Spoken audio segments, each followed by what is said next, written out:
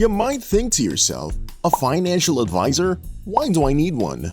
I don't even have finances to begin with. And although that would be most people's way of thinking, having expert guidance when handling your finances is more critical when you don't have a crazy amount of money than you think. Don't believe us? Watch till the end and see for yourself. The minimum asset a firm would accept to pay commissions to brokers for is between $100,000 to $500,000. Those who do take assets that are less than the minimum would make you pay 2% in annual fees at most, but 1% is the most common one. Still, not being in the $100,000 to $500,000 range would make you pay more for an advisor. Thankfully, firms are coming up with newer programs that assist financial planning for those under the minimum range, but the client would still have to pay a monthly or annual subscription fee. Most people once thought that financial advisors are only for the wealthy, but as we've said in the previous video about financial advisors, as long as you have ambitions for your money, a financial advisor would be a big help. If you're really looking forward to growing your wealth and succeeding, then you must start viewing financial services and consultants as worthwhile investments, not luxuries or special privileges. Welcome to Luxo-Life, your partner toward personal growth and success. Today, we'll be looking at the key things that middle-class investors must know before finding a good financial advisor. But hey, if you've already found yourself one, please share your experiences in the comments below and help others make the right choices. Number 4. Make sure you know how much you're willing to pay for an advisor. Normally, financial advisors would consider your AUM or assets under management, which is the money you have with their firm. This is the money that you allow the advisor to manage on your behalf. 1% per year would be the industry average, but some might go up as much as 2% per year. So for example, if your advisor is charging 1% per year and you have $500,000, you'll be paying $5,000 per year or $1,250 every 3 months. Number 3. Be informed on how these fees work. If you own more assets with a firm, the fee will be lower, and the opposite is the same if you have fewer assets. This allows them to balance the fees. If your account costs $1 million, the average percentage fee is 1%, while smaller balances pay up to 1.2%. Even larger accounts sometimes only pay 0.4%. It's also important to know that there are many types of financial advisors, and not all of them have the same process of charging fees. Fee-only advisors are those who work with you with a method that is most trustworthy and transparent. These advisors act as fiduciaries, acting upon a fiduciary duty, accepting no commissions for their work, plan implementations, pieces of advice, and management of assets. These types of advisors get their salary directly from their clients, which ensures that they will put your best interest at heart. They may be paid hourly or as a percentage of assets under management, a flat fee. It all depends on what you choose, so this type contains a lot of free will and security on the client's part. Fee-based advisors also get paid directly by clients, but can also earn their income through other means, such as commissions that they get from selling financial products to their clients. Unlike fee-only advisors as well, fee-based advisors are required to sell their products to their clients. This means that because of the need to earn their money and as advised by their firm, fee-based financial advisors do not necessarily have your best interest at heart and would probably choose to sell you the product that they say would be suitable for their clients. Other advisors would charge a separate fee for advice, while some would include financial planning automatically in their fees. The exact amount of how much you'll be paying for these advisors would differ on your way of living and how much of the services you would want to receive. An all-inclusive plan could cost you up to a few $1,000s, while hourly rates may be around $100 to $400 for giving out financial advice.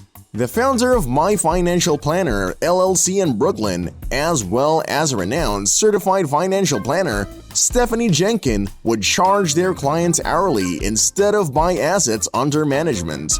For advisors who charge based on the asset they're handling for you, they would usually require an established project budget or a minimum threshold in their investment account before accepting that client. The minimum also, of course, differs from person to person, but at least $50,000 would be sufficient to ensure a list of advisors that would want to work with you. Number 2. Make sure you have credible sources when finding a financial advisor near and for you. There are numerous online databases for financial advisors across the US and probably at least one from whichever country you're from. With Google, it's pretty much no sweat when looking for a financial advisor within your area nowadays. Asking friends, family, and colleagues for their opinions and recommendations could also help. These are people that you trust, and surely they'll be happy to recommend to you people that they trust. Your friends and family would probably be within the same area as you, have a similar tax bracket, and maybe a quality of life too. So these are people that can help you find the perfect advisor for you.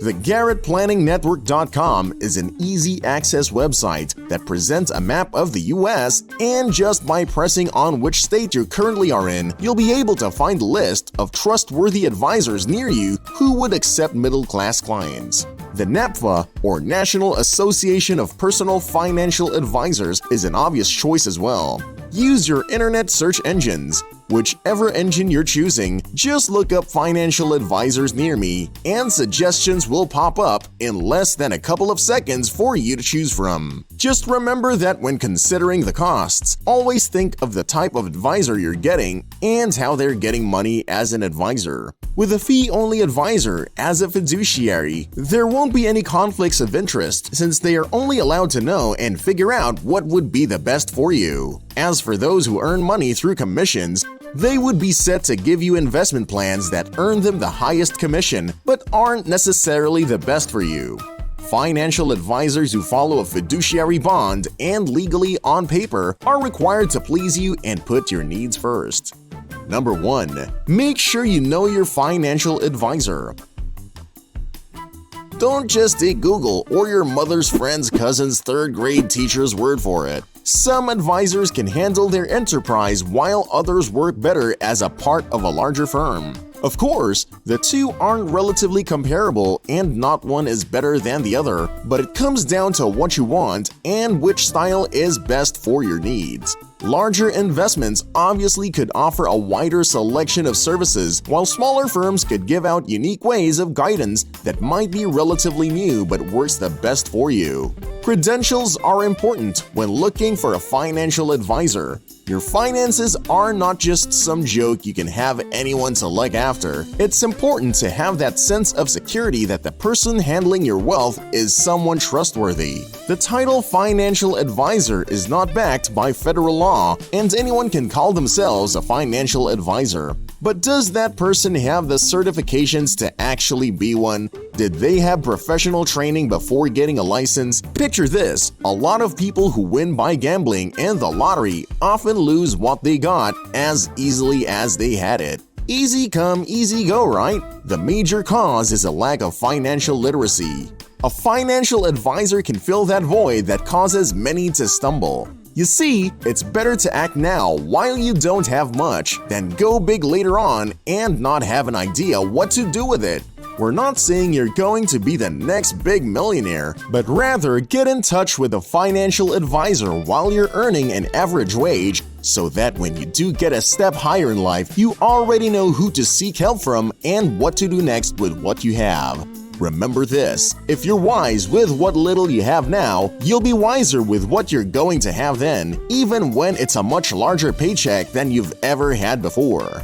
That's why it becomes crucial to gain access and knowledge from financial advisors while you don't have much to risk, so that when you do go big, you're already equipped with the right knowledge and the right financial planner. That's all for today, but before we wrap up, don't forget to like, subscribe, and perhaps do us a little favor by sharing this video with your friends that might need extra help with their finances. Don't miss out on any of our latest episodes by clicking on the bell icon to get notified. Till next time!